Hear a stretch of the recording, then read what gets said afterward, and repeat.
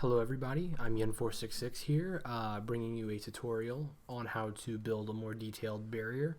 This is something I struggled with for a while now.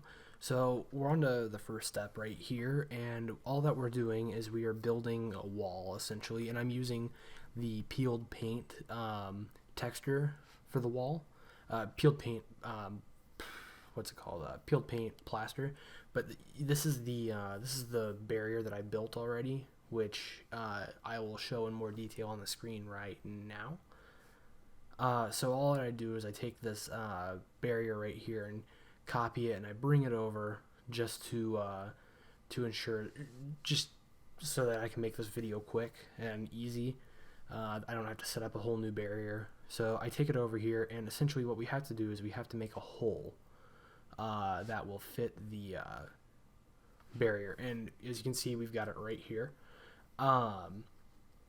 And all that I'm doing now is I'm finding some concrete textures, which is how I made the jagged edges right there.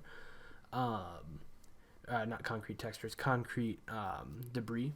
I find that works best for plaster, but if you have different materials, actually I'd use concrete no matter what you're using. But anyway, I drag these on and I have to flip them to be the right direction, but I also have to resize them. And yeah, like so. And if you hit in on the entity browser, that entity info will come up, or you can right click up here and click entity info right there, and that'll come up. And so you have to scale this down, and I like to use a 0.75 scale for this, but you can use smaller if you need to, you can use bigger if you need to. It's just personal preference. So 75 goes there, and you have to match this up with the wall so that it's flush, which I'm going to use a finer detail for this. Yeah, 0.25 should work. And yeah, just zoom in so that you can get it exact, and you can see that it's not bleeding at all on the sides.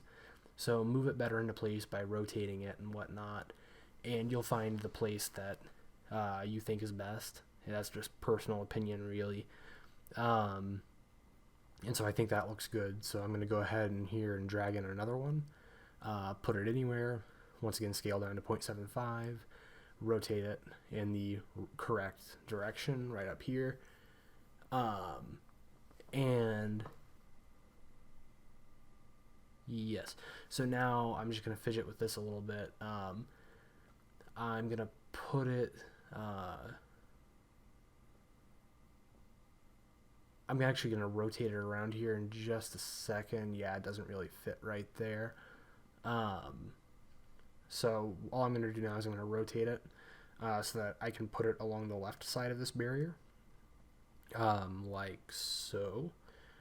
And you get the idea. You just have to make sure it's once again flush, and you have to put it in its position, something that you like, so on and so forth. And for a more detailed explanation of this, go to my longer video, which is going to be in the description down below and in the top right hand corner of the screen right about now. So moving on, we have all the concrete barriers around, and this view looks really ugly because there's no light, but you can see that it actually does look significantly different from the one that I have made already. So I'm going to bring us back over to here, turn it back into the right view, and now what you're going to want to do is you're going to want to make another wall essentially. I selected that way it's got the right height already. You're going to want to completely cover it. And what you're going to do after you cover it is you're going to want to make a terrain patch, which those aren't difficult to make at all. You just want it to completely cover the hole. Go to terrain, simple terrain patch, and I put it at 40 by 40 really, and it's the number of vertices, so you've got a much more detailed thing. So hit OK, and now what I do is I go to the advanced patch editing options. But first, what I'm going to do is I'm going to go into the small rubble blend, small concrete pebbles blend, and it's just a blend that goes well between the concrete and the plaster. And so you want to go to the advanced patch editing options, which you can find at the top right hand corner of your screen, and you're going to want to turn up the amplitude, and you also want to make sure that you have it on flatten and on the y-axis at this point, because I, as you can see, am facing the y-axis right there. So whatever way you're facing, you're going to have that selected. and you're going to want to also have it on alpha. So what I'm going to do is I'm going to hit Alt and I'm going to left click, which is going to get rid of the texture off of this patch. I'm going to turn up the amplitude a little because it's not cutting it for me. Actually, I'm going to make this a bit bigger. There we go. So yeah, now it's all gone by Alt left clicking. So now what I'm going to do is just reselect it. I'm going to turn the amplitude down quite a bit, and I'm going to turn the radius down. That way, well, that's still too big. That's nothing at all. And there, that should be about good. It's actually a little bit bigger than I usually use, but it'll be all right for now. And you want to Alt right click, and it'll slowly start to add texture back on. Turn it up just a little bit. And you can go around the whole thing and do it like this. My personal preference is an outer radius of 7 and an inner radius of 0. So you can change it to those or whatever. The amplitude on this still isn't great, but you can see it's starting to add texture right there. So you want to reselect it and continue going through. So I'm going to turn up the amplitude a little bit. And I'm going to reduce that to 7, which works great for me. And I'm going to continue to add it. And you're going to want to go completely around, and that way it has a smooth transition between the plaster texture and the concrete texture. So I'm just going to come over here and add some more over.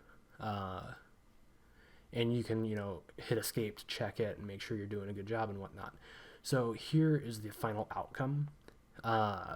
And I personally think that looks pretty good for as rushed of a job as it was. And if you want to see all the details and whatnot that happened, it's kind of boring, but I have a longer video, once again, linked in the description and on the top right hand corner of your screen. You can see the concrete on the outside, but that shouldn't be a problem unless you're gonna see the back of the barrier, in which case you would want to scale those down even more just so that it doesn't look bad. So I added in a light source, and I didn't compile the lighting at all, but you can see that roughly how it looks and how this one looks. It also doesn't have a reflection probe, so it's super glossy and whatnot, but that'll be all right for now, just as long as you don't have that in your normal map. But anyway, that's gonna wrap up this video. If you enjoyed, please hit like and subscribe, and leave a comment if you want. If you want to see more of this, let me know. Leave a comment below. I want to thank Sky for this, for helping me out, and I'd want to thank Soar as well. He has a Discord channel, which, if he allows me, I will link it in the description below. If not, no big deal. And they both inspired me to make this tutorial. So without further ado, I wish you guys a happy mod tools. Have a good one. See ya.